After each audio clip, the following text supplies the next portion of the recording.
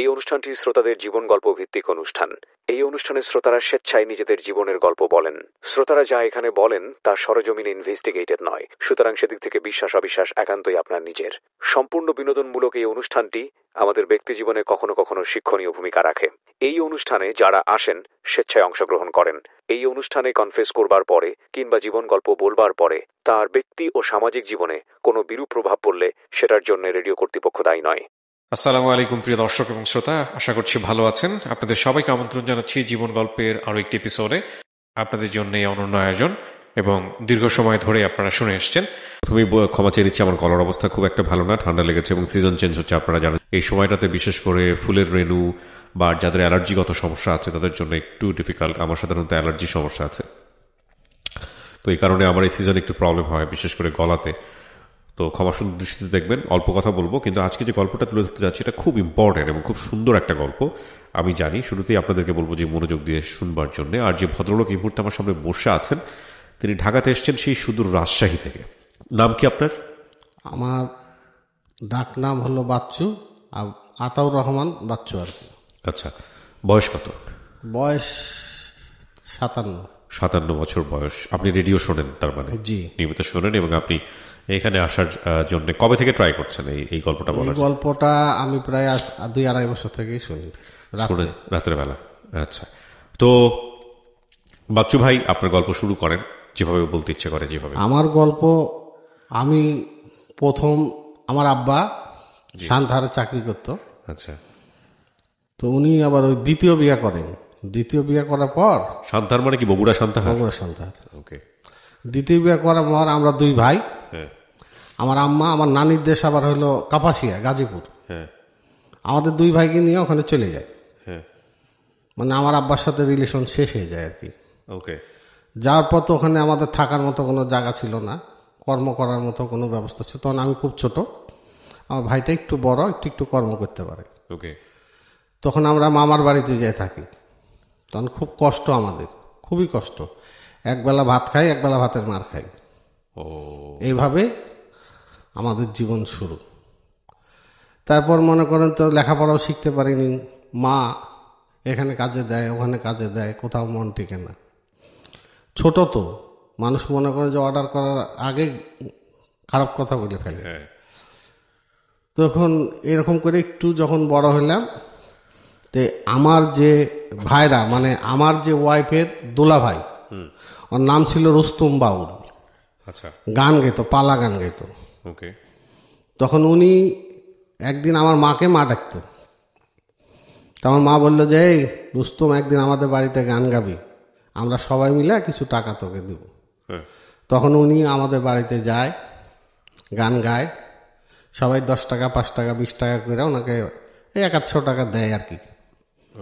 100 টাকা দেওয়ার পর উনি আমাকে দেখে, ওই রুস্তম দেখে বলে, ছেলেটা কার? মা কয়, কেন? এটা তোর ভাই। কয়টাকে দাও তুমি, আমি মানুষ করি, আমি গান শেখাবো এটাকে। তে কয়, তুই লিবি? তুই লিয়ে যা। তো সেদিন বলে ওইভাবে চলে যায়। তখন মনে করেন যে একটু আমি শিয়ানা হয়ে উঠেছি আর কি। চলে যাওয়ার পর তখন আমাকে মা আবার খেতা কাপড় বাইন দেয় যে, যা তোর ভাইয়ের সাথে চলে যা। ওরা আবার ওই হাটে হাটে মানে গান গাইতো আর ওই ওষুধ বিক্রি করতো আর কি। তো গেলাম, যে ওনার ওখানে থাকলাম। এটা কত বছর বয়সের গল্প আপনার? এইটা তখন আমার মনে হয় 12, 13 ও 14 এরকম হবে। তো ওনার বাড়িতে থাকি, ওই ভাবি এটা সেটা বললে করি, বাজার টাজার করি, আর উনি ডাকলে যাই। তারপর একদিন দুপুরবেলা খাইতে বসছি, তো ওই শানকিটা একটু ভাঙ্গা ছিল, মাটির শানকি ছিল আর কি, মানে 1 কুলা ভাঙ্গা। তো খাইতে বসছি, তা আমি তো চিন্তা না, নাম হলো হাজরা, ডাকনাম। তো হঠাৎ করে যে বলছে রুস্তম যে আছে ওনার ওয়াইফকে, যে এটা আবার কোত্থেকে ধরে নিয়ে আসলি। মানে আমার একটু মানে লজ্জা লজ্জা ভাব লাগলো। ওকে। বলছে, তোদের পাড়ার এই তুই চিনিস না? বলছে, না তো। তা আমাদের পাড়ার আমরাই চিনি না, দিয়ে বলে চলে গেছে। কিন্তু তখন ওই মানে পুরো মনে করেন একটা মানে যুবতী আর কি, মনে করেন যে শরীর, স্বাস্থ্য, চেহারা, দাঁত, আর হাসলে গালটা কানা হয়ে যেত। ওই মানে টোল পড়া। হ্যাঁ, টোল পড়া বলে। চুল টুল লম্বা, কালো, মানে মাঝারি কালো আর কি, খুব একটা কালো না। তখন মনে করেন যে অর্ধেক তাকায়, মানে মনে করেন যে আমার কেমন খুব একটা লজ্জা লেগে গেল, মানে আমি ভাত থেকে উঠতেও পারছি না, খাইতেও পারছি না। ওকে। তো দিয়া ওই আমার কাছেই বসলো, ধাপাস করে বসলো, মানে একটু চঞ্চল ছিল খুব, ধাপাস করে বসলো। তো আমি মনে করলাম যে কি রকম লজ্জা শরম নাই, একবার সে কাছেই বসলো, বসে একটু হেঁটে গেছি, হেঁটে যে খাইলাম কোনো মতো কষ্ট করে, খায়া ওইও চলে গেল ওদের বাড়ি, আমিও চলে গেলাম আমাদের বাড়ি। আমি আর মানে কথা টথা বললাম না, কথা না বললে চলে গেলাম। পরে বিকালে আসলাম, আসে হচ্ছে ভাবি ও মেয়েটা কে গো? কয় চিনো না তুমি? ওটা আমার ছোট বোন। হ্যাঁ। আপনার ছোট বোন? ওরা কোথায় থাকে? কয় যে কাচারি ওখানে বাসা আছে, ওই বাসাতে থাকে। তা আসি, আসে ওই বাসার 4 সাইড দিয়ে খালি ঘুরি, মানে ঢোকার সাহস পাই না, যেহেতু পরিচয় নাই, কি করে ঢুকবো। হ্যাঁ, একদিন দেখেছি, তখন একদিন ইয়া করে যে ভাবির সাথে যাব, হ্যাঁ। তো চলে গেলাম সকালে ঘুম থেকে উঠে ভাবির কাছে। ভাবি আবার নাস্তা টাস্তা দিল, খাইলাম। হ্যাঁ। তো ভাবি বলছে যে তুমি বাচ্চু, তুমি একটু থাকো, আমি একটু মার কাছে যাব। তা আমি বলছি আমি থাকবো কেন, চলেন আমিও যাব। ওকে। এই তখন মনে করেন চলে আসলাম ওদের বাড়িতে, ঢুকলাম, প্রথম প্রবেশ। হ্যাঁ। তো যাই দেখি যে ওই বাইরে বসে দুপুরবেলায় 11টার দিক খেতা শিলাচ্ছে। তাও জিজ্ঞেস করলে এটা কে, এটা আবার কে, কোত্থেকে এনেছিস? মানে ক্যানভাসের কাজ হলে যে একদিন কয়েকটাকে রাখে রাখে খাটায় খুটায়, ওটাকে আবার বিদায় করে দেয়, আবার আরেকটা ধরে। হ্যাঁ, তা আমি তো গান টান কিছু জানি না, নিয়ে যাই মজমাতে দাঁড় করায় বলে এইটা রেডিও সেন্টার থেকে এসেছে পালিয়ে, একই দিয়ে গান শোনাবো, এই বয়ান টান দিয়ে ওষুধ টষুধ বিক্রি করে পরে ঢোল তবলা হুল করে চলে যায়। তখন মনে করেন যে আমি খালি অর্ধেক তাকায় থাকি, কিন্তু বুঝতে দেই না কেউকে বুঝতে দেই না। ওর দিকে মানে হচ্ছে নামটা কি? হাজারা, হাজারার দিকে তাকিয়ে। হাজারার দিকে তাকায় থাকি, তো বুঝতে দেয় না। কিন্তু ব্যাপারটা বেশ 15-16 দিন গেছে পরে ভাবি বুঝতে পেরেছে, মানে আমি যার কাছে ছিলাম, ওনার রস্তুর ওয়াইফ। তো আমাকে একদিন জিজ্ঞেস করছে যে তুমি কি আমাদের বাড়িতে যাও নাকি? আমি না তেমন যাই না, ওদিক দিয়ে আসি, আসার টাইমে হয়তো দেখি।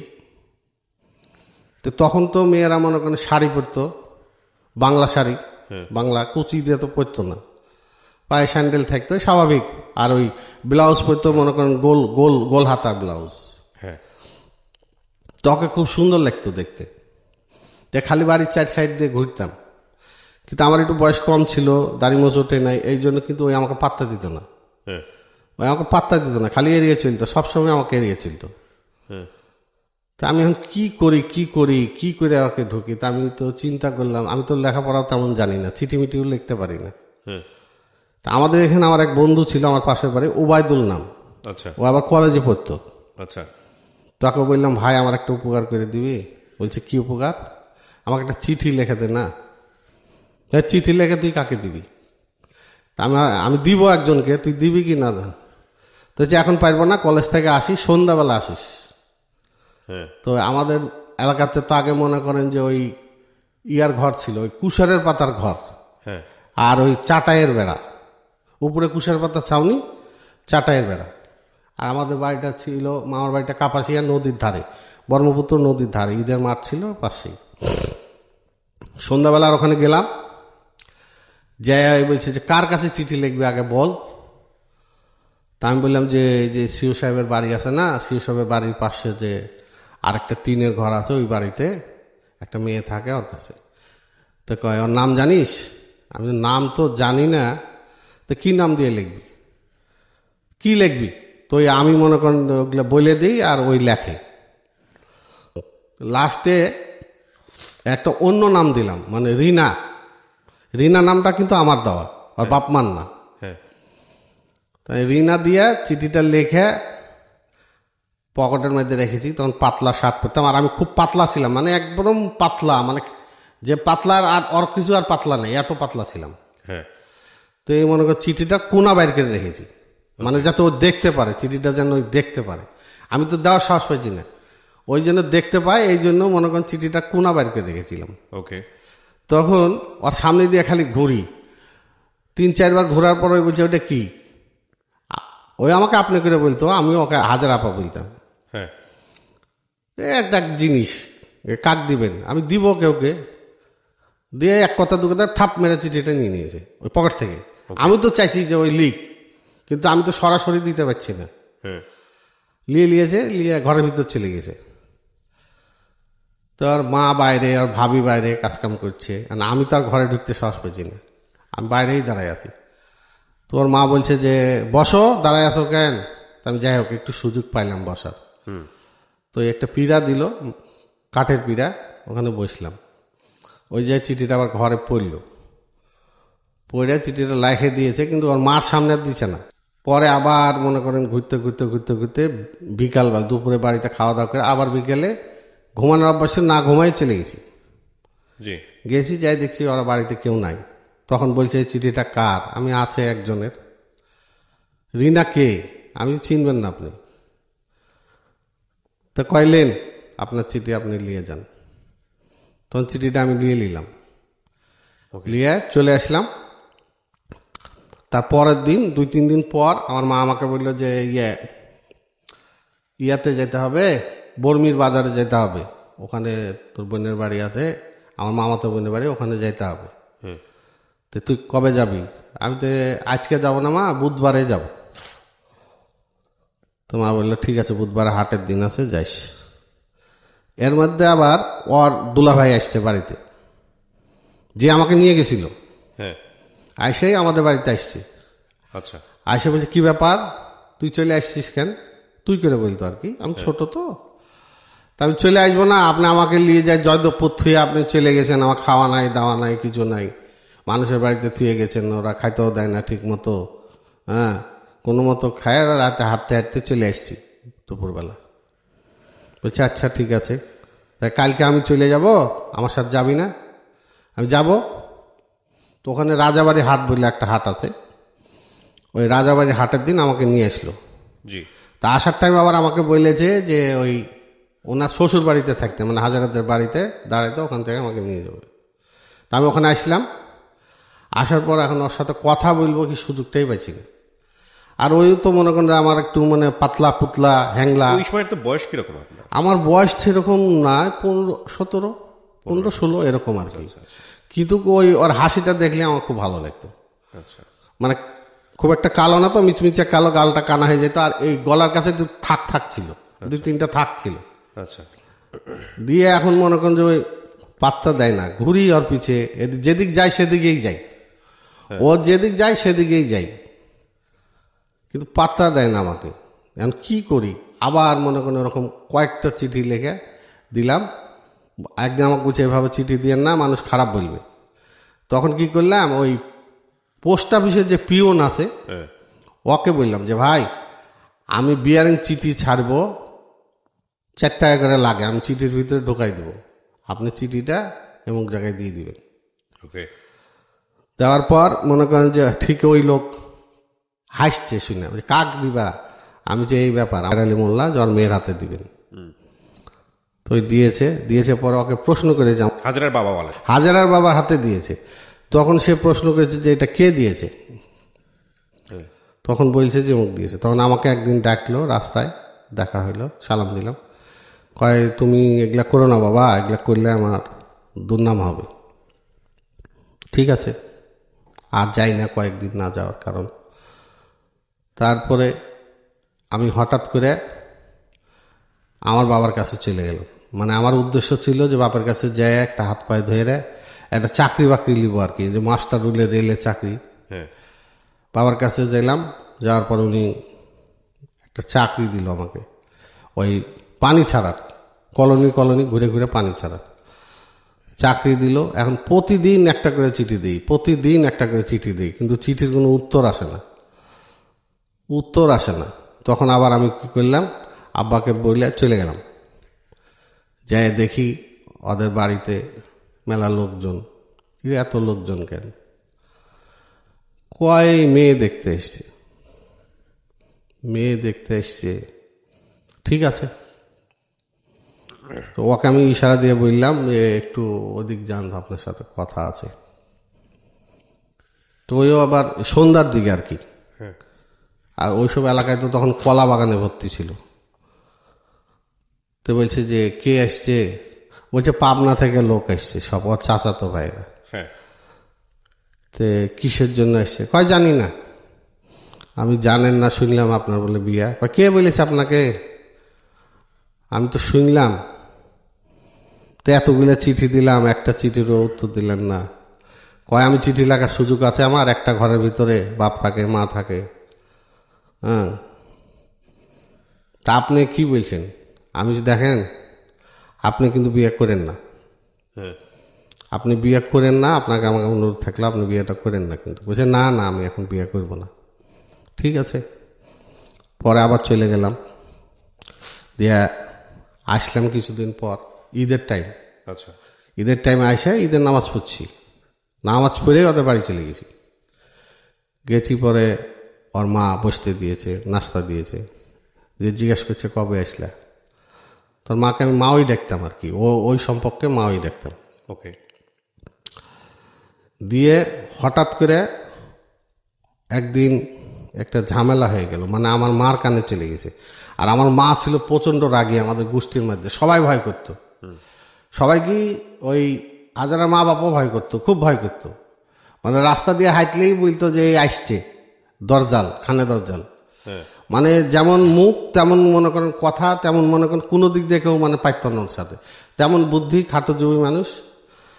তো মা এসে বলছে যে এই যে আমার পোলাটা আপনাদের বাড়িতে সারাদিন বসে থাকে, আপনারা কিছু কর না। তখন ওর মা বললো আমরা কি বলবো, আসে বসে থাকে ছোট মানুষ, কিছু বলা যায় না, বাইর করে দেওয়া যায় না। বলছে এইভাবে তো আমার পোলাটা আপনাদের বাড়িতে সারাদিন থাকে, কিছু বললেন।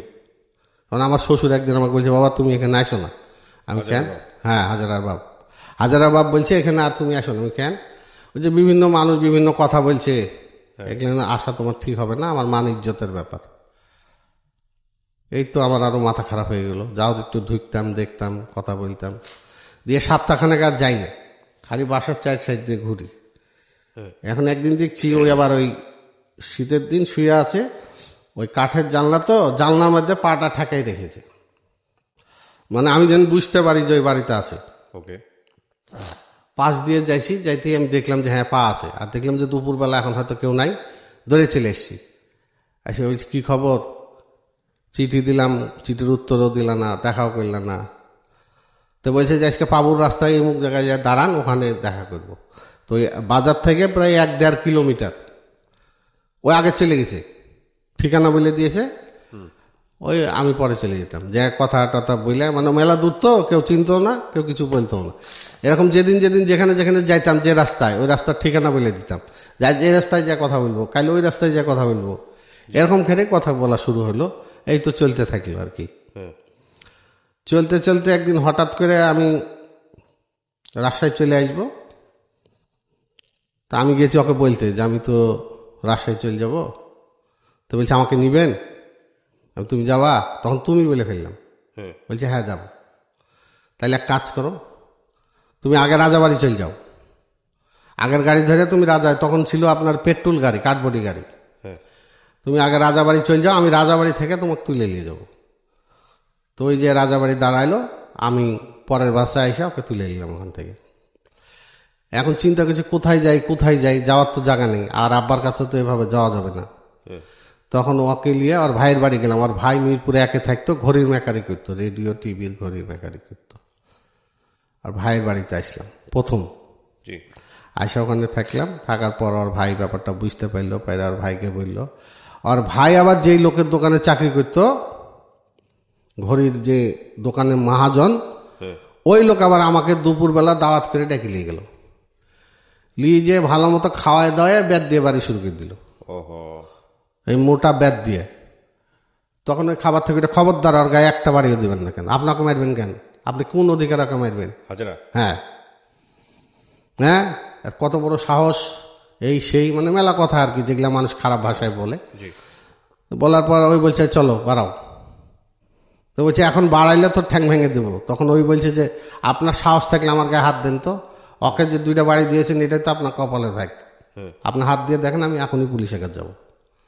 তখন ওই লোক আর কথা বললো না। তখন ওখান থেকে বাড়াইলাম, বাড়ায় মিরপুর আপনার 11, ওই পল্লী বিদ্যুতের পাশে আগে যে চাটাইয়ের ঘরগুলো ছিল, ওই চাটাইয়ের ঘরে উঠলাম, 60 টাকা ভাড়া। ওকে। তা আমাদের কাছে তো কোনো টাকা পয়সা নেই, খাওয়া দাওয়ারও তেমন কিছু নেই। কি করি, যাই 10 টাকা দিয়ে একটা পাটি কিনলাম, ওকে। 5 টাকা দিয়ে একটা প্লেট কিনলাম, 3 টাকা দিয়ে একটা গ্লাস কিনলাম। রান্নার তো হাড়ি নেই। নিয়ে ওখানে প্রায় 1 মাসের মতো ছিলাম। 1 মাসের যে টাকাটা ছিল শেষ হওয়ার পথেই ওই চিরালি আসতাম। থাকতেন বলতে কি আপনার সঙ্গে কি হাজারা থাকতো? হ্যাঁ বিয়ে করছেন আপনারা নাকি? হ্যাঁ, আমরা এই মধ্যে ফাঁকতালে ওই মনে করেন যে ইয়াতে শ্রীপুর যাই বিয়ে করে নিয়েছিলাম, নিজেরা নিজেরা? নিজেরা নিজেরা। ওকে। ওখানে এক মৌলবীকে 500 টাকা দিলাম, হুম। আর একটা উকিল বাপ ধরে ওখানে বিয়ে করে নিয়েছিলাম। জি। নেওয়ার পর এখন ওখানে থাকি, কর্ম নাই, কর্ম জানি না, কোনো কাজও জানি না। তো ওই চিরা আনি 1 পোয়া করে, অর্ধেক রাত্রে খাই, অর্ধেক সকালে খাই, দুপুরে কোনো খাওয়া টাওয়া নেই। এভাবে 10-15 দিন চলতে থাকলো। 10-15 দিন চলার পর এক হিন্দু মেয়ে, ওই মহিলা মনে করেছে যে আমার ওয়াইফ, তখন তো আমার ওয়াইফ, হ্যাঁ। বিয়ে হয়ে গেছে, ওই মনে করছে আমরা হিন্দু। হ্যাঁ। দিয়ে ওর স্বামীর সাথে আমাকে কাজে দিল 15 টাকা রোজে। ওই ফার্নিচার ডলতে হবে, ডললে প্রতিদিন 15 টাকা করে দিবে। তখন যাই হোক একটা ভরসা পাইলাম। 8-10 দিন কাজ করার পর একদিন মনে করেন হাজারার সাথে ওই মহিলা তর্কাতর্কি। মহিলা বলছে যে আপনি তো হিন্দু। বলছে না, আমি হিন্দু না, আমি মুসলমান। কয় আপনি হিন্দু, আপনার বাড়ি আমাদের বাড়ির এখানে, আমি আপনাকে চিনি, এই সেই। বলছে না, আমি হিন্দু হব কেন, আমি মুসলমান। তখন ওই মহিলা আবার কি করলো, স্বামী বইলা কাজটা বন্ধ করে দিল। কাজটা বন্ধ করে দেওয়ার পর এখন আমার আর খাওয়া টাওয়ার নাই। তখন আমি গেলাম যে এক জায়গায় একটা রিক্সা চাইলাম একজনের কাছে, দিল না, বলছে অপরিচিত লোক, দেওয়া যাবে না। তো ওখানে এক রিক্সাওয়ালা ভাড়া থাকতো। তখন ওই রিক্সাতে চালাতে লাগলাম। তখন ওই বাড়ি থেকে বাড়ায়া ওই বাড়িওয়ালার বউ বলছে ওই দেখো ড্রাইভার, ড্রাইভার, ড্রাইভারের বউ কই রে, ড্রাইভার এই দেখো। তখন ওই বাড়া বলছে না, তোমাকে ওইখানে থাকবো না, চলো বাড়ি চলে যাবো। বাড়ি চলে যাবো, এখানে থাকবো না, তুমি রিক্সা চালাতে পারবে না। ওকে। চলে এসলাম বাড়িতে দুজনে। যাই হোক, দুজনে একটু তর্ক বিতর্ক হলো, হওয়ার পর বাড়িতে চলে আসলাম। বাড়িতে এসে ওই চলে গেল ওর বাড়িতে, আর আমি চলে গেলাম আমার বাড়িতে। দুইজন দুই বাড়িতে। তখন ওকে বলছে যে তোরা কোথায় ছিলি? তো বলছে ভাইয়ার কাছে গেছিলাম। আর আমাকে বলছে তুই কোথায় ছিলি? আমি বললাম যে আমি সান্তার থেকে এসেছি। কিন্তু দুইজন দুই জায়গায় গেছি, যাই কিন্তু এই 3-4 ঘন্টা আর অত মন মানছে না। ওই আবার চলে গেছে ওর দুলা ভাইয়ের বাড়ি, আমিও চলে গেছি ওর দুলা ভাইয়ের বাড়ি। দুলা ভাইয়ের ওর বোন আবার ওই মাটির কোঠা দিচ্ছে। তো ওখানে যাওয়ার পর ওর বোন আবার ব্যাপারটা সন্দেহ করে ফেলেছে। কি রে, যাওয়ার দিনও একসাথে গেল, আসার দিনও একসাথে আসলো, তাহলে তো নিশ্চয় এদের ভিতরে কোনো একটা ব্যাপার হয়ে গেছে। দিয়ে তখন এসে ওর মাকে বলল, যে মা এই ব্যাপার, ওরা দুজন যাওয়ার দিনও একসাথে গেল, আসার দিনও একসাথে আসলো, আবার আমার নাম ধরে ওই যে বাচ্চুর গামছা ওর কাছে, আবার ব্যাপারটা কি? তখন ওকে ধরেছে, ধরে আর বোন ঝাঁটা দিয়ে 2-3টে বাড়ি দিয়ে বলছে সত্যি কথা বল, তোরা কি? তখন ও বলে ফেলেছে, ওই তো একটু মানে তেজ আছে ভালো, রাগ খুব। হ্যাঁ আমি বিয়ে করে নিয়েছি, তোরা কি করবি? তোরা কি করবি? আমি বিয়ে করে নিয়েছি। তখন ওর দুলা ভাইয়ের কানে গেল। দুলা ভাই রাত্রেবেলা এসে ওকে বাড়ি থেকে আর শ্বশুর ওদের বাড়ি থেকে নিয়ে গেল, নিয়ে যায় ঘরে আটকায় রাখলো 3 দিন। আটকায় রেখে ওর দুলা ভাই তখন মতে মতে মতে মতে মনে করেন ছেলে খুঁজছে। আচ্ছা। তখন ওর দুলা ভাইয়ের সাথে এক ছেলে থাকতো, নাম হলো বকুল। ওই ছেলে বেশ মোটামুটি বয়স ভালো, 25-26। হ্যাঁ। ওই ছেলের সাথে বিয়ে দেওয়ার জন্য ওরা মনে করেন সব রেডি করে ফেলেছে। আমার শ্বশুর, আমার ভাইরা আর আমার জেঠাশ সব রেডি করে ফেলেছে। কালকে বিয়ে হবে, সব কথাবার্তা সব মানে সবই কমপ্লিট। হ্যাঁ। সারা রাত ঘরে আটকে রেখেছে, এ আর বাড়াইতে পারেনি। ওকে। বাড়াইতে যখন পারেনি, ভোরবেলা যখন আজান দিবে, তখন ওর বোনকে বলেছে যে দরজা খোল, আমি বাথরুমে যাব। বাথরুমের কথা বাড়াইছে, বাড়ায় ধর এখান থেকে এই 1.5 কিলো, 1-1.5 কিলো হবে। এক দৌড় মেরেছে। এক দৌড়ে মনে করেন যে থানার পিছনে ছিল মরকলার ঘাট, ঝাঁপ দিয়েছে নদীতে। নদীতে ঝাঁপ দেওয়ার পর তখন ওর বোন কাঁদছে, কাঁদার পর সব লোকজন এক জায়গায় জড়ো হয়ে গেছে। জড়ো হয়ে যাওয়ার পর তখন ওই মাঝিরা ওখানে আবার ওই চাপিলা মাছ মারে যে ঠকাস ঠকাস করে, ওরা তুলেছে টেনে, তুলে কিনারে নিয়ে এসছে। নিয়ে আসার পরে জ্ঞানটা, তুই মরিস না, তোকে আমরা বাচ্চুর হাতেই তুলে দেবো, তোকে মরতে হবে না, তুই চলে আয়। পরে নিয়ে গেছে, নিয়ে যা প্রাথমিক চিকিৎসা করে বাড়িতে নিয়ে গেছে। আমি খবর পাইলাম, ওই পাড়ার আরেকজন আমাকে খবর দিল যে এরকম এরকম ওই তো নদীতে পড়েছে, ঝাঁপ দিয়েছে, আর দুলাভাই বিয়ে ঠিক করেছিল। তখন আমি আমার শাশুড়ির কাছে গেলাম, আমি বললাম যে দেখেন আপনারা তো এগুলো করছেন। আমরা তো ইচ্ছা করে করছি না, তোমার মায়ের ভয় করছি। তোমার মায়ের যে গোষ্ঠী আর তোমার মায়ের যে রাগ, এদিকে মামারাও খেপা। মামার ইচ্ছা ছিল যে মামা তো বোনের সাথে বিয়ে দিবে, নাম শেফালি, কিন্তু আমি ওদিকে যাইনি। দিয়ে মনে করেন তখন আমাদেরকে ঠিক আছে সবাই মিলে, আমার শ্বশুর আমাকে ডাকে আমার হাতে তুলে দিই, কিন্তু আমার তো কোনো কর্ম নেই, কি করে খাবো, রিক্সা চালাতে যাই পারি না। আমাদের বাড়িতে গেলাম, বাড়িতে মা রাগ করে, আমার বড় ভাই ছিল, ওর কাছে চলে গেল, খাবার নাই, কিছু নাই। কোনো মতো একটু চাল জোগাড় করলাম এক জায়গা থেকে, কিন্তু রান্নার করি নেই। দুইজনে সকালবেলা উঠে চলে গেলাম গজারি বনে, ওই যে গজারি বন আছে, যে খড়ি কুড়াইলাম, খড়ি কুড়ায় আটি বানলাম। ওকে বললাম যে জঙ্গল যেটুক আছে এইটুক তুমি মাথাত করে নিয়ে যাবা, আর যখন গ্রামের দিক চলে যাবো তখন আমার মাথায় দিয়ে দিবা, তখন আমি মাথায় নিব, কেন তখন তোমার মাথায় দেওয়া যাবে না। ওই করে মনে করেন যে খড়ি নিয়ে আসলাম, নিয়ে এসে চেটটা রান্না করে খেলাম। তো আরেকজন বলছে যে খড়ি চেটটা আমাকে বেচে দে, তোরা তো আনতেই যাইছিস, আবার কাইলে আনবি। তো বলছে ক টাকা দিবি? 8 টাকা দেবো। তো 8 টাকাতে ওই খড়ির আটিটা বেচে দিলাম। দিয়ে ওই হাফ কেজি চাল, তখন মনে করেন যে 2.5 টাকা 3 টাকা কেজি আটা কিনলাম। কিন্তু ঘরে আর কেউ জায়গা দেয় না, কেউ দেখতে পারে না আমাদের, মানে আমরা এমন এত অসহায় যে আত্মীয় স্বজন কেউ কথা বলে না, কেউ মানে আমাদের ছাওয়াটাও পছন্দ করে না। বাড়িতে ধুমধাম খানা হয়েছে, হয়েছে, আমরা 2 স্বামী স্ত্রী না খায় শুয়ে আছি, কেউ ডাকেও না। আমার মামার ঘরেই রান্না বান্না হচ্ছে, মেহমান এসছে খাইছে, আমাদের কেউ ডাকে না, না খাইয়ে শুয়ে আছে। তার পরের দিন ঈদ, আমার ভাই একটু দূরে থাকতো, তো আমি বললাম যে কি করব, ঈদের দিন তো খাওয়ার কিছু নাই, চলো ভোরবেলা উঠে ভাইয়ের বাড়ি যাই। তো চলো, এই হাঁটা দিলাম প্রায় 12 মাইল রাস্তা হাঁটে গেলাম। যে কেবল বাড়িতে উঠেছি, আমার পরনে একটা ভালো লুঙ্গি নেই, ছিঁড়া লুঙ্গি দেখে লুঙ্গিটাকে ডাবল করে গিট্টু দিয়েছি। আর পরনে একটা ভালো শাড়ি নেই, এই 30-35 টাকা দামের শাড়ি, ইয়ং মেয়ে। ভাবি দেখা আর তো মনে করেন হাড়ি পাতিল যা ছিল ভাঙ্গা শুরু করে দিয়েছে। মাও আছে ওখানে, মা বলছে, কাইনসার বলছে কি করতে আসছিস, সেটা খাওয়ার জন্য এত কষ্ট করে আসছিস এখানে ঈদের দিন। তা আমি আর কথা বলছি না, কয় যা চল যা, এনে থাকিস না।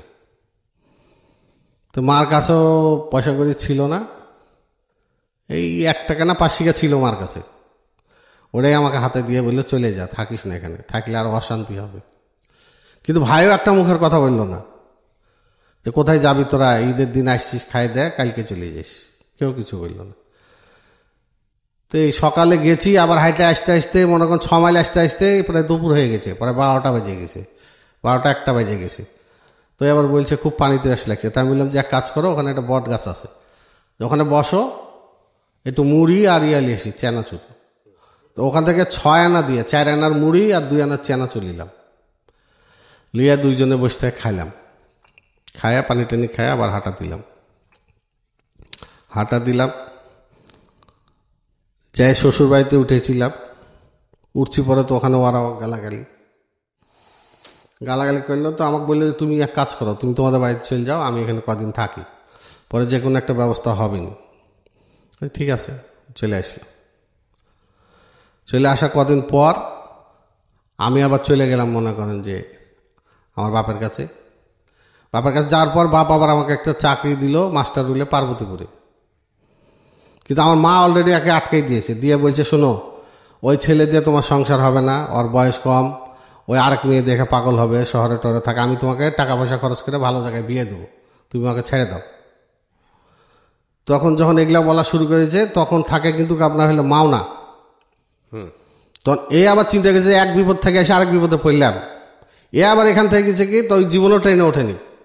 রাত্রের বেলা ওই যে পার্বতীপুরের যে ঠিকানা আছে চিঠির, ওই ঠিকানার চিঠিটা হাতে নিয়ে এই পালাই গেছে। পালাই যে এক বাড়িতে উঠেছে, ওই বাড়িওয়ালা আবার রাতটা রেখে সকালবেলা ওই বাড়িওয়ালা ছেড়ে দিয়েছে। ওখান থেকে হাঁটতে হাঁটতে 30 সাল গেছে। 30 সাল থেকে এক বাসে উঠেছে, উঠে ময়মনসিংহ গেছে। ময়মনসিংহে যাওয়ার পর ওই চরপাড়া যাওয়ার পর এক রিক্সাওয়ালা নিয়ে যে স্টেশনে নামাইছে, ওখান থেকে নিরাপত্তারা গাড়িতে তুলে দিয়েছে। পার্বতীপুর যায় ওই চিঠিটা স্টেশন মাস্টারকে দেখাইছে, তখন বাজে সকাল 10টা, আর আমি তো অলরেডি ডিউটিতে যাব। তখন ওই চিঠিটা দেখানোর পর বলছে বসো। তখন ওই পিয়ন পাঠাই দিয়ে আমাকে বলছে যে আপনার নাম বাচ্চু? আমি যে হ্যাঁ। বলছে আপনার বউ আসছে। আমি যাই ইয়ার কি করেন নাকি, আমার বউ তো জীবনে কোনোদিন ট্রেনেই ওঠেনি, এখানে আসবে কি করে? আর ওই ঠিকানা জানে? রংপুর, দিনাজপুর এগুলো চিনে, পার্বতীপুর এগুলো তো চিনে না। করে যাই দেখেন, হ্যাঁ সত্যি যাই দেখছি ওখানে হাউ মাউ করে কাঁদছে। আর কি করি, 150 টাকা দিয়ে একটা বাসা নিলাম, বাসা নিয়ে থাকলাম, হাঁড়ি পাতিল নাই। ওই আমি যখন যাই তখন আমার প্যান্ট শার্টগুলো পরে ওই গোসল করে বসে থাকে। আমার প্যান্ট শার্টগুলো পরে বসে থাকে, পাড়ার মেয়ে ছেলেরা এসে ভিড় করে বাড়ির ভিতরে। আবার আমি যখন এসে গোসল করি তখন ওর কাপড়টাই পরে। আর একটা পাতিলে যা ভাত চাল, যা ডাইল চাল যা আছে তাই দিয়ে রান্না খাই। আর পুরাতন 2টা প্যান্ট ছিল, ওই প্যান্ট 2টাকে কাইটে সেলাই করে মধ্যে দিয়ে ওটাকে চাদর বানিয়ে ওখানে শুয়ে থাকি 2জন মিলে। হঠাৎ করে আমার মা আসলো, এসে বলছে তো তোর বউ আমার টাকা পয়সা নিয়ে পালাই এসছে। আমি বলছি না, এটা আমি কোনোদিনও বিশ্বাস করি না। ও না খায় থাকলেও এগুলা করবে না, তুমি এটা আবেগে বলছো। দিয়ে যাই হোক, আমাদের বাচ্চাটা পেটে আসলো, প্রথম ছেলে পেটে আসলো। তখন এরশাদের আমল আসলো, জিয়াকে মেরে দিল, তখন চাকরিগুলো সব বন্ধ করে দিল। তখন তো আরো অসহায় হয়ে গেলাম। বাড়ি গেলাম, যাওয়ার পর মনে করেন যে বাড়িতে কেউ বাড়িতে আমাদের বসতেও দেয় না, কথাও বলতে দেয় না। মানুষের রান্নাঘরে, মানুষের বারান্দায়, এখানে সেখানে থাকে বেড়াই। আর কর্ম খুঁজি, কর্মও পাই না। তখন 10 টাকা জমা রিক্সা, কাপাসিয়াতে একটা রিক্সা নিই, কাঁচা রাস্তা, বালুর রাস্তা, টানতে পারি না। ওই 7 টাকা 8 টাকা যাই হয় খাই, আর মানুষের ঘরে ঘরে ঘুমাই। আর ছেলেটাকেও পেট ভরে খাইতে দিতে পারি না। ওই একটু সুজি নিই, সুজি জাল দিয়ে ওকে অর্ধেক খাই, আর আমরা 2জন মিলে অর্ধেক খাই, খায় রাত্রে থেকে যাই। এইভাবে জীবন চলতে লাগলো। তখন ছেলেটাকে হঠাৎ করে একদিন এক লোক আমাকে বুদ্ধি দিল যে তুই এখানে থাকিস না, তুই চলে যা তোর বাপের এখানে। আসলাম বাপের এখানে, এসে কয়েকদিন থাকাতে সৎ মা কি করে খেতার ভিতর রুটি লুকায় রাখে, চালের হাঁড়ি লুকায় রাখে। কয় চাল নাই, খাবার নাই। কয়েকদিন পর তারপরেও মনে করেন থাকার চেষ্টা করলাম। করলো কি, ভাত খাইতে বসছি, ভাতগুলো পলিথিনে ঢাইলে দিয়ে থালটা নিয়ে চলে গেল, তাও কিছু বললাম না। লাস্টে চোর সাব্যস্ত করে বাসা থেকে বাইর করে দিল। বলছে পাটা তাওয়া এগুলা তুই চুরি করে বেঁচেছিস, তোর কাছে টাকা নেই।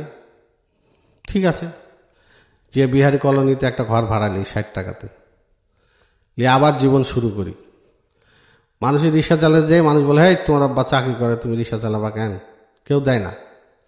তো যে রুগীর দালাল আছে না, রুগীর দালাল, ওদেরকে তখন পুলিশরা ধরত। এক দালাল, মাসুদের বাপ নামর, ওই আমাকে বলছে যে এই গাড়িটা নিয়ে লক্ষ্মীপুর যাও, আমি তোমার পিছিয়ে পিছিয়ে আসছি। কিন্তু আমি তো ভ্যান তো জানি না। আমি গাড়িটা নিয়ে লক্ষ্মীপুর গেছি, খট করে আমাকে 10 টাকা দিয়ে ওই গাড়িটা নিয়ে চলে গেল। তখন আমি বুঝলাম যে এখানে এইটুকের মধ্যে 10 টাকা, তাহলে তো ইনকাম ভালোই আছে। তখন এই 10 টাকা নিয়ে যেয়ে 2.5 টাকা দিয়ে আটা কিনলাম, আলু কিনলাম, এগুলা কিনে মানুষের কাছে হাঁড়ি পাতিল নিয়ে চায়ে খায়ে এই জীবন শুরু হলো আমাদের। ভ্যান চালানো, হ্যাঁ, ওই একবেলা করে চালাই। আরেক ভদ্রলোক মনে করেন ওহাব নাম, ওই তখন দেখে বলছে তোমার মতো ছেলে রিক্সা চালালে জীবন বাঁচে, তুমি এক কাজ করো, আমার এই কাজটা করো, আমি তোমাকে ডেইলি 25 টাকা করে দেবো। তখন ওই 25 টাকা করে ওই দিত, আর এইদিকে মনে 30-35 টাকা যা হয়তো। এইভাবেই জীবন শুরু হলো। এই মনে করেন একবেলা খায় একবেলা না খায়। তারপরে দেখা যাচ্ছে যে আমার এই বড় মেয়েটা আসলো পেটে। তো বড় মেয়েটা আসলো, আমার তো কেউ নাই, কেউ ধরারও নাই, কেউ কিছুর নাই। বাচ্চা যেদিন হয় সেদিন ঘরে আটা আছে, কিন্তু রান্না করার লোক নাই। তোকে বললাম তুমি শুয়ে থাকো, তোমাকে তো খাইতে দিতে হবে। আমি চাই না, আমি বেলছি। তা আমি চাই না, আমি রুটি বেলছি। বেলে তখন বাচ্চাটা আমার সেই দিনই হয়েছে। বেলে টেলে ওকে খাওয়াইলাম, চাটা খাওয়াইলাম, কাজে যাই, আবার আসি, এসে রান্না করি, করে ওকে খাওয়াইয়া আমি খাইয়া আবার ডিউটি যাই। তখন আমার মনের মধ্যে একটা ইচ্ছা ছিল যে আমি যাই কিছু করি না কেন আমার সন্তানগুলোকে মানুষ করব। আমি এখনো ধরেন কষ্ট করি ছেলেদের জন্য বলেন, তে কোনোদিন তোমাকে ছাড়বো না আমি। আর ওও বলতো যে জীবন তো মানুষের একটাই, ঝগড়াঝাটি হয় ভাই বোনের মতো, টুকটাক লাগি, ওও রাগ করে থাকে, আমিও রাগ করে থাকি, হ্যাঁ। কিন্তু বাকি জীবনটা আমাদের খুব কষ্টে গেছে। এখন আল্লাহর রহমতে ধরেন ছেলেপেলে বড় হয়ে গেছে, ছেলেপেলে আল্লাহর রহমতে খুব কষ্ট করে শিক্ষিত করেছে। ছেলেপেলে যখন বোনেরা স্কুলে যেত 2 টাকা হাতে দিতে পারতাম না। এক মেয়ে এখন অনার্স পাস করে এক চাকরি করছে, এক মেয়ে ঢাকা ভার্সিটিতে আছে, আর 2টা মনে করেন যে একটা MA পাস করে বিয়ে হয়েছে, একটা IE পাস করে বিয়ে হয়েছে। কখনো মন খুলে এদের কাছে গল্পগুলো বলছেন? না, আজকে এই গল্পগুলা ওরা শুনবে। এমনও দিন গেছে আমরা 2 স্বামী স্ত্রী শুধু কচুর শাক খেয়ে থেকেছি, খাবার ছিল না। কখনো সন্তানদের বলা হয় না এগুলা? একটা কাপড় 2টা কাপড় ছিঁড়ে একটা কাপড় করে আমার ওয়াইফ পরেছে, 2টা কাপড় একসাথে জোড়া দিয়ে। কত বছরের সংসার আপনাদের? 42 বছর। 42 বছর সুখ দুঃখ একসঙ্গে আছেন? একসঙ্গে আছে। আপনি এই গল্পটা কেন বললেন আজকে রেডিওতে? গল্পটা বললাম মনের একটা আক্ষেপ। আর এই যে বর্তমানে দেখি প্রেম করে ছেলেরা, বাড়ির পাশেই দেখছি, একটা বাচ্চা হয়েছে, ছাড়াছাড়ি, মারামারি, গন্ডগোল। 42 বছরের জীবনে আপনাদের কখনো ঝগড়া হয় নাই? হয়েছে। 42 বছরের জীবনে কখনো এরকম সময় আসেনি যে মনে হয় না এই মানুষের সাথে সংসার করা যাবে না? না, এরকম কোনো মনে হয় ঝগড়া হয়েছে, কিন্তু কখনো তাকে ছাড়া চিন্তা করেননি? না, ওও রাগ করেছে, আমিও রাগ করেছি। আমি রাগ করে 2 দিন 3 দিন কথা বলিনি, ওও বলেনি, ওও খাইনি, আমিও খাইনি। কিন্তু আবার মনে মনে ভাবতাম যে না খাইলে তো অসুস্থ হয়ে যাবে। এর মধ্যে এমন একবার অসুস্থ হয়ে গেছিল যে আমার কাছে রিক্সা ভাড়াও নাই। আমি ঘাড়ে করে রেল লাইন পার করেছি, ঘাড়ের উপরে লিয়া রেল লাইন পার করে। পেশায় কি করেন? আমি পেশায় নাইট গার্ডে এখন নাইট গার্ডে চাকরি করেন। এই পরিশ্রম করে আপনি মেয়েকে ঢাকা ইউনিভার্সিটিতে পড়িয়েছেন? হ্যাঁ, এখন আছে আল্লাহ। একটা মেয়ে MA পাস করেছে, একটা মাস্টার্স পাস করেছে, আর একটা BA পাস করেছে। ছেলে মেয়ে কয়জন আপনার? আমার 4 মেয়ে 1 ছেলে। ওনারা সম্মান করে, ভালোবাসা দেয়? অবশ্যই। আমি এই গল্পের শেষে একটা কথা বলি আপনাদের সবাইকে, সেটা হচ্ছে আমাদের প্রত্যেকের জীবনে সমস্যা আছে, প্রত্যেকের, ইনক্লুডিং মি। আমাদের যে কথাটা আমি বহুবার বলেছি রেডিওতে, সংসার নিয়ে জ্ঞান দেওয়ার মতো আমি আসলে আজকের এই অনুষ্ঠানে কিছুই বলতে চাই না, কারণ আমার সামনে যে বসে আছে সে এক মহাসাগর পাড়ি দিয়েছে, আমার চাইতে অনেক বেশি অভিজ্ঞ। কিন্তু একটা জিনিস বোধহয় খুব কমন আমি বিভিন্ন জায়গাতে পেয়েছি, সেটা হলো আমরা আসলে যাদের জন্য জীবনটা উৎসর্গ করে দিই তারা আমাদের গল্পগুলো জানে না। এই যে বাচ্চাদের সামনে কখনো বলা হয়ে ওঠেনি, বাচ্চারাও কখনো হয়তো ভাবে শুনতে চায়নি। হ্যাঁ, তো আমার মনে হয় যে সময় পেলে একটু বাচ্চাদেরকে বাবা মার এই যে স্ট্রাগলের গল্পটা একটু হলেও শোনানো উচিত, বয়স বুঝে। এতে করে তারা মেন্টালি অনেক বেশি ম্যাচিউর হবে। আমি আপনার প্রতি অনেক বেশি ভালোবাসা জানাই, শ্রদ্ধা জানাই। আপনি রাজশাহী থেকে কষ্ট করে আজকে এখানে আসছেন আপনার এই গল্পটা বলার জন্য, এবং এই গল্পটা থেকে অনেক কিছু শেখার আছে আমাদের। আমরা অবশ্যই গল্পটা প্রচার করব, এবং আমি আপনার জন্য দোয়া করি জীবনের শেষ দিন পর্যন্ত আপনাদের 2 জন একে অপরের সাথে থাকেন, এই ভালোবাসা নিয়ে থাকেন। অনেক ভালো থাকবেন আপনি। আমি যেখানে যাই ওকে সাথে নিয়ে যাই, বাজারে গেলেও ওকে সাথে যাই। আমি ওনার একটা ছোট্ট সাক্ষাৎকার নিব প্রিয় দর্শক এবং শ্রোতা। এই মুহূর্তে উনি ওনার স্ত্রীকে সাথে করে নিয়ে আসছেন, একটু ওনার সঙ্গে আমি কথা বলবো। কেমন আছেন আপনি? আলহামদুলিল্লাহ। আপনার নাম কি? জি, আমি ভালো আছি। আমার নাম মোসাম্মদ হাজারা খাতুন। উনি আপনার স্বামী না? জি। এই যে 41-42 বছর যাবত একসঙ্গে আছেন, আবার আজকে এখানে আসছেন, সারা জীবনে যে এত কষ্ট করছেন, এই মানুষটার প্রতি অভিমান হয় না যে বিয়ে করে বোধহয় জীবনে এনাকে বিয়ে না করলে এত কষ্ট সহ্য করতে হতো না? এরকম ফিল হয় না? মেয়েরা তো সংসারে একটা টুটা ঝামেলা হলেও তোমাকে বিয়ে করে আমার জীবনটা শেষ হয়ে গেল, না, পুরুষদের প্রতি হচ্ছে অভিযোগ। হ্যাঁ, এটা আমাদের 2 জনেরই ভাগ্যে লেখা ছিল। আমি আপনাদের গল্প শুনলাম 30-40 মিনিট শুনেছি। আমি জানি এই গল্প 30-40 মিনিট না, 3-4 ঘন্টা শুনলেও শেষ করার মতো না। আমি খুব অবাক হয়েছি আপনাদের এই ভালোবাসা দেখে, অসাধারণ অসাধারণ। এবং আপনার ছেলেমেয়েরা মাশাআল্লাহ এখন সবাই মোটামুটি লেখাপড়ার দিক থেকে এগিয়ে গেছে। দোয়া করবেন। জি, আমি অবশ্যই দোয়া করব। আর আপনারা রাজশাহী থেকে কষ্ট করে আসছেন আজকে রেডিওতে সারা দেশের মানুষকে জানানোর জন্য। আমি খুবই সম্মানিত বোধ করছি আপনাদের এই সাথে এই বসতে পেরে, কিছুক্ষণ জানতে পেরে। আপনি অনেক ভালো থাকবেন, ঠিক আছে? আর আপনার স্বামী অনেক ভালো মানুষ। হ্যাঁ, আপনিও অনেক ভালো মানুষ। আপনাদের দুইজনের জন্য অনেক দোয়া থাকলো। আচ্ছা, দোয়া করবেন। জি, প্রিয় দর্শক এবং শ্রোতা, এখানেই শেষ হচ্ছে আজকের এই গল্পটা। আমরা যেন কিছু শিখতে পারি ওনাদের কাছ থেকে। ভালো থাকুন।